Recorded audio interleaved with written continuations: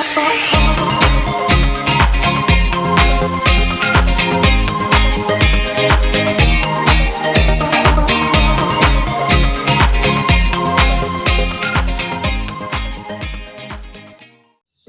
semua, kembali lagi di YouTube channel saya, Vincentia Channel.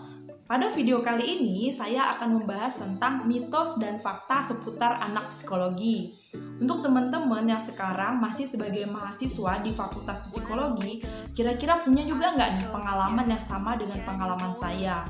Ketika saya masih berada di Fakultas Psikologi, bahkan sampai sekarang pun banyak banget pemikiran-pemikiran orang yang tidak berkuliah di kampus psikologi atau di fakultas psikologi itu yang menurut saya kurang tepat. Jadi apa saja hal itu? Saksikan terus video ini ya. Selamat menyaksikan.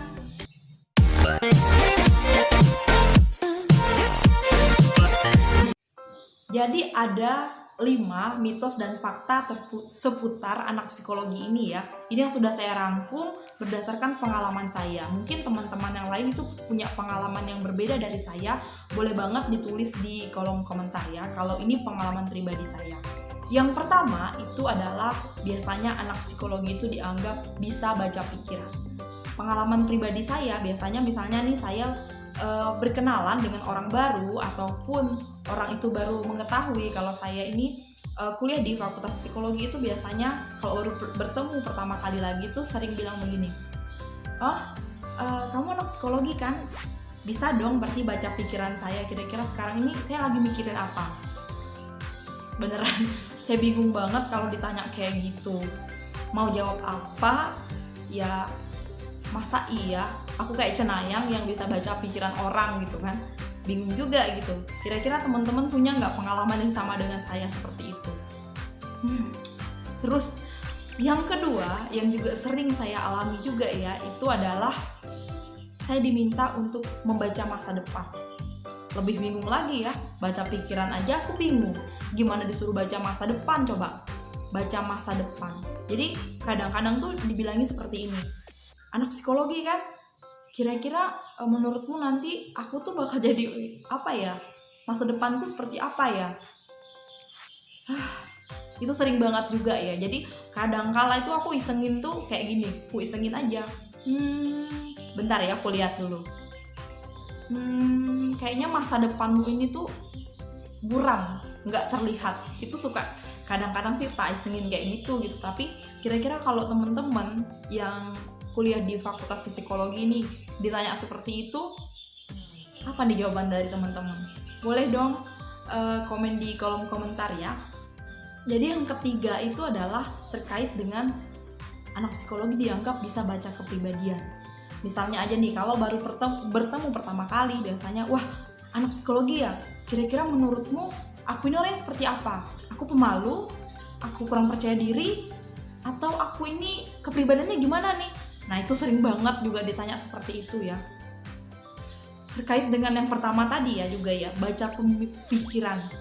Itu ya kadangkala juga orang-orang yang tidak memahami terkait dengan hal seperti ini tadi sukanya ngomong gini kalau dekat dengan anak psikologi ini gimana nih? Kira-kira teman-teman pernah nggak bicara atau merasakan dikatakan seperti ini? Wah anak psikologi nih nggak boleh mikir apapun kalau gitu, nanti bisa-bisa pikiran kita dibaca lagi kalau kita mikirin yang aneh-aneh.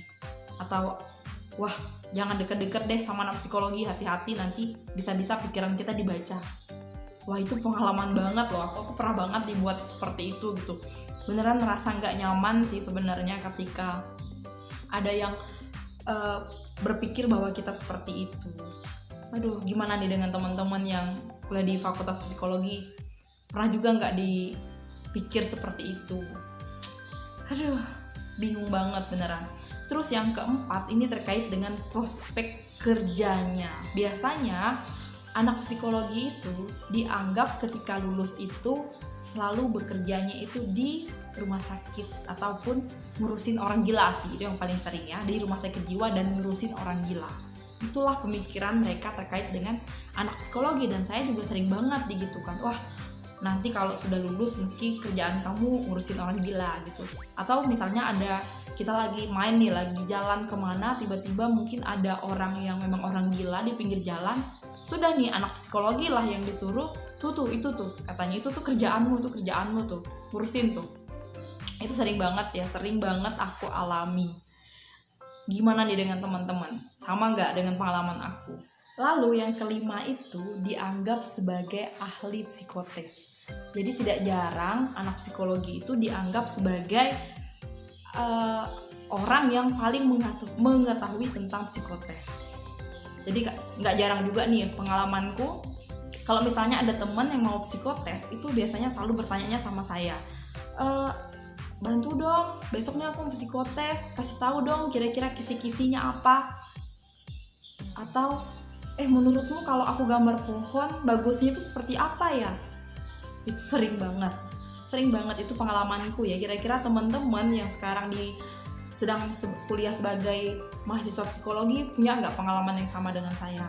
Beneran nih, bingung banget. Dan silahkan komen di kolom komentar ya.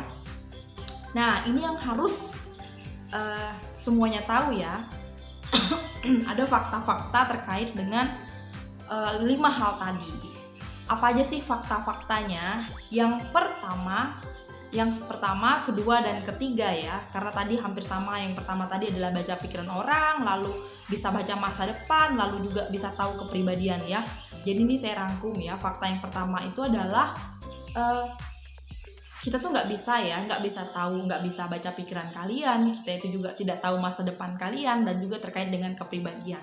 Semuanya itu ada prosesnya, di mana kita harus melalui proses yang cukup panjang. Ada yang namanya observasi, ada yang namanya wawancara, ada melalui proses konseling.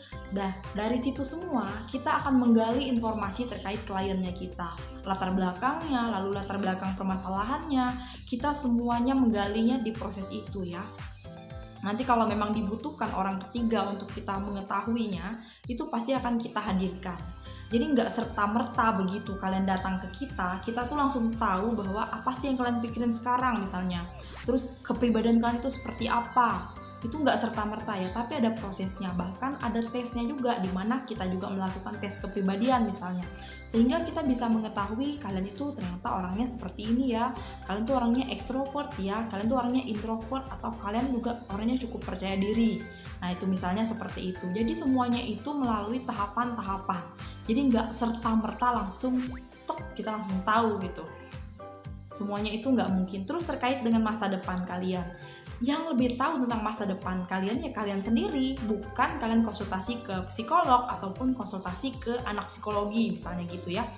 Yang tahu masa depan nih diri kita sendiri gitu, tahu masa depan kita. Tapi kalian boleh datang ke psikolog misalnya ketika kalian bingung nih, minat bakat kalian apa, kalian pengen tahu kalian tuh lebih cocoknya bekerjanya di bidang apa misalnya. Nah, nanti itu bisa dibantu oleh psikolog.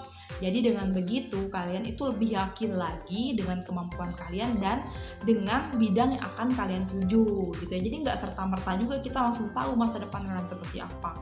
Terkait dengan baca pikiran ya tentu aja itu tadi ada prosesnya semua, melalui observasi, melalui wawancara dan lain sebagainya, sehingga kita mungkin bisa mengetahui kalian itu apa aja permasalahannya sih. Dari seperti itu ya. Jadi mulai sekarang buang jauh-jauh pemikiran kalian terkait bahwa kami orang psikologi itu bisa baca pikiran kalian dan kalian nggak berani dekat-dekat dengan orang psikologi. Itu sama sekali nggak benar ya, sama sekali tidak benar sama sekali. Saya bukan bilang kurang tepat lagi, tapi itu tidak benar, sama sekali tidak benar. Lalu terkait dengan prospek pekerjaannya, di mana kita dianggap bahwa kita selalu ngurusinnya orang gila. Itu juga nggak benar, sama sekali tidak benar. Prospek pekerjaan dari lulusan psikologi itu sangat luas banget. Bisa bekerja sebagai guru, bisa bekerja di pemerintahan, bisa bekerja di perusahaan, bisa bekerja di bank. Jadi banyak banget ya, bisa jadi pengusaha juga gitu kan. Nah, memang ada yang akan bekerja untuk membantu ataupun tadi ya, ngurusin orang gila tadi itu biasanya itu adalah seorang psikolog klinis. Jadi nanti ketika teman-teman ingin bisa mengurusin misalnya tadi ya orang gila tadi, ya teman-teman harus mengambil yang namanya lanjut ke magister profesi dan mengambil psikolog klinis. Nah, nanti bisa saja bekerjanya itu di rumah sakit jiwa ataupun di rumah sakit umum. Jadi nggak selalu kalian tuh ngurusinnya orang gila. memang ada, tapi ya nggak semuanya gitu. Jadi nggak semua anak-anak yang lulus dari psikologi itu bakalan ngurusin orang gila. Yang ngurusin orang normal juga banyak gitu kan. Misalnya tadi yang bekerja di perusahaan sebagai HRD. Jadi ya untuk teman-teman mulai sekarang buang semua pemikiran-pemikiran itu ya. Lalu yang kelima terkait dengan kita ahli psikologi, ahli psikotes. Wah, ini lebih lagi ya, lebih bahaya sebenarnya. Apalagi ketika pernah pengalaman saya itu diminta agar saya memberikan kursus psikotes. Wah, itu bingung banget. Jadi kita harus menjelaskan kalau psikotes itu seperti ini. Jadi psikotes itu sebenarnya kita harus tahu dulu tujuan dari psikotes itu apa. Misalnya teman-teman akan melamar ke salah satu perusahaan atau instansi, lalu dilakukan yang namanya psikotes. Tentu saja ketika perusahaan itu memberikan psikotes itu mereka akan mencari yang kriterianya itu sesuai dengan yang mereka cari. Misalnya perusahaan itu mencari seorang sales misalnya. Kita tahu ya seorang sales itu dia harus pandai berkomunikasi, lalu percaya diri, pandai dalam menarik orang lain untuk membeli produknya, misalnya seperti itu ya. Tapi ternyata ketika dites, teman-teman itu hasilnya itu kurang percaya diri, lalu kurang pandai dalam berkomunikasi, seperti itu ya. Ya tentu saja nggak akan diterima. Ya mungkin selama ini pemikiran tentang psikotes itu ada juga yang tadi dipelajari, ya mungkin ada ya terkait dengan tes IQ misalnya, itu memang butuh latihan, boleh. Tapi selama ini terkait dengan tes kepribadian, karena yang namanya psikotes itu tidak bisa hanya tes IQ, tapi juga didampingi dengan tes-tes yang lain gitu. Jadi nggak bisa hanya salah satu. Jadi kita melihat lagi dari kepribadiannya seperti apa. Nah untuk misalnya terkait dengan tes gambar, tes kepribadian yang lain itu sebenarnya nggak bisa kita memanipulasinya, karena nanti pasti ketahuan ya ketika kita memanipulasi itu nanti akan disinkronkan lagi nih dari tes yang satu dengan tes yang lain, dilihat loh kok sepertinya tidak konsisten, wah sepertinya orangnya ini jawabnya asal-asalan gitu misalnya. Nah itu dia, jadi nanti pasti ujung-ujungnya juga psikotesnya nggak lolos gitu ya teman-teman. Jadi teman-teman harus tahu kalau psikotes itu memang mencari yang benar-benar sesuai dengan kriteria dari tujuan ataupun dari psikotes itu sendiri. Jadi kalau dari saya pribadi ya, saran dari saya kalau misalnya teman-teman akan mengikuti psikotes misalnya nih, yang pasti yang pertama nih banyak istirahat. Kalau misalnya besoknya itu mau psikotes jangan begadang nih malamnya. Terus dari moodnya juga harus secara psikologis harus lagi dalam keadaan yang baik ya, kondisinya juga dalam keadaan yang fit. Seperti itu. Terus yang paling penting ya kalau dari saya adalah jadilah diri sendiri. Jadi jangan mencoba untuk menjadi orang lain, tapi jawab aja sesuai dengan diri kita sendiri gitu. Kalau memang seperti yang A ya jawab yang A, kalau memang seperti yang B ya jawab yang B. Jadi jangan pernah mencoba untuk merubah ataupun memanipulasi tes ataupun psikotes itu. Gitu ya teman-teman. Mudah-mudahan lebih memahami lagi terkait dengan psikotes ini ya. Oke? Jadi untuk teman-teman yang ingin masuk ke fakultas psikologi nggak perlu khawatir ya, karena prospek pekerjaannya itu sangat luas. Dan terkait dengan mitos-mitos yang tadi itu ya, apa dan bagaimana caranya kita bisa untuk menjelaskan ke mereka yang mungkin memang kurang memahami terkait dengan pekerjaan kita ya, terkait dengan kuliahnya kita, begitu ya.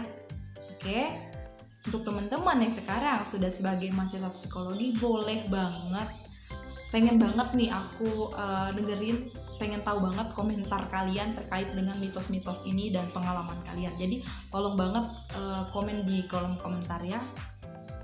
Baiklah, cukup sekian video dari saya. Jika memang bermanfaat, jangan lupa di like, di komen, dan di subscribe. Dan jangan lupa juga di share ke media sosial yang teman-teman miliki. Sampai jumpa lagi di video-video saya selanjutnya. Bye-bye.